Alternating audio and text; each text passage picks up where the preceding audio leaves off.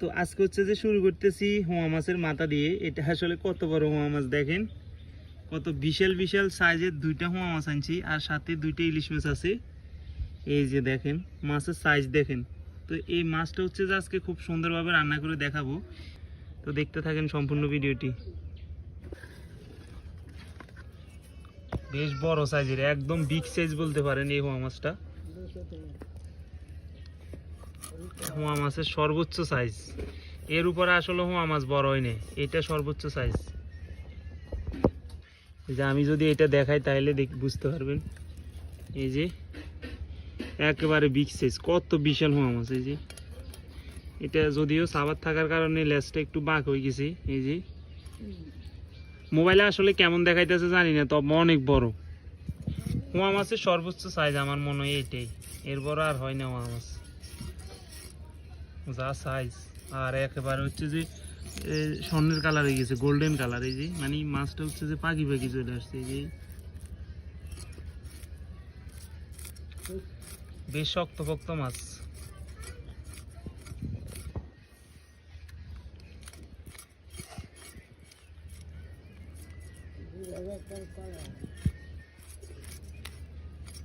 ইলিশ মাছ দেখি কেমন, ইলিশ মাছগুলো কি নরম হয়ে গেছে কিনা।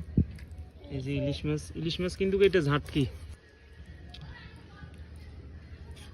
কত বড় মুখের।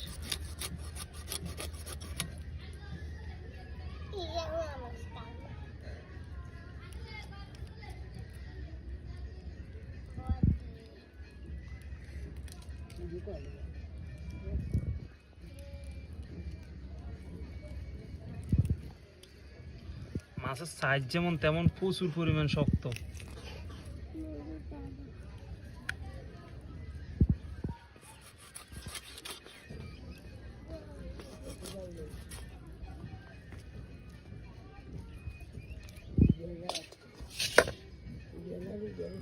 এই যে এটা হোটকা না মাছের।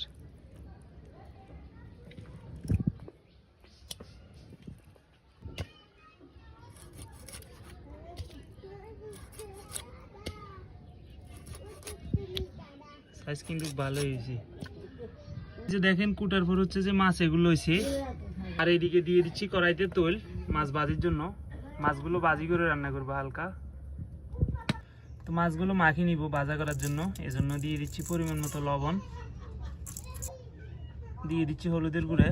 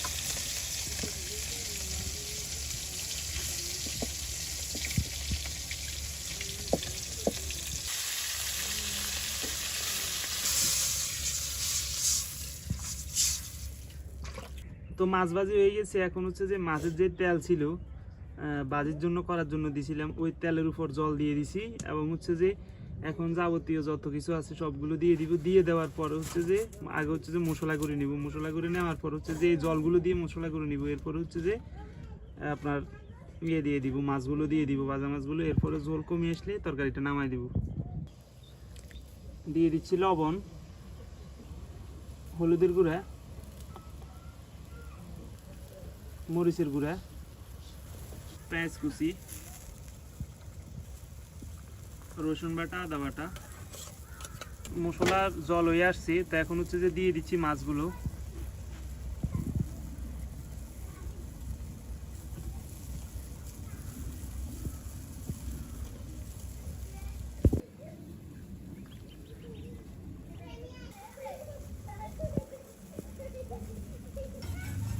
যেহেতু পাতলা ঝোল রাখবো, মানে গাঢ় গাঢ় ঝোল রাখবো, ওই অনুযায়ী হচ্ছে যে ঝোলটা নিয়ে আসলে নামাই নিব।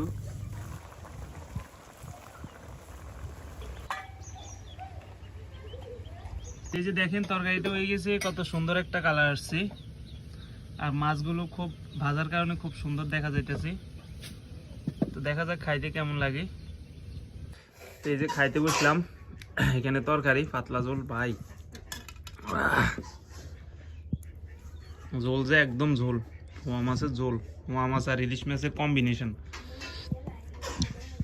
দেখা যাক কেমন লাগে খাইতে।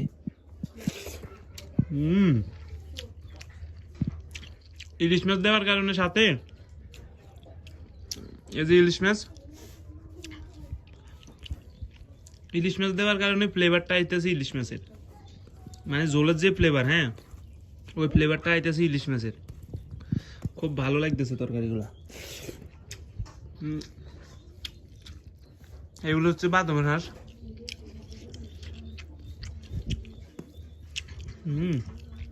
খুব মজা।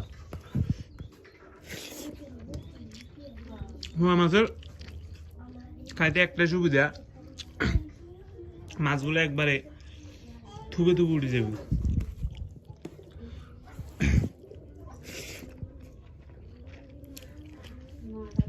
তো ধন্যবাদ সম্পূর্ণ ভিডিওটি দেখার জন্য। দেখা হচ্ছে আগামীকালকের ভিডিওতে। সবাই ভালো থাকবেন।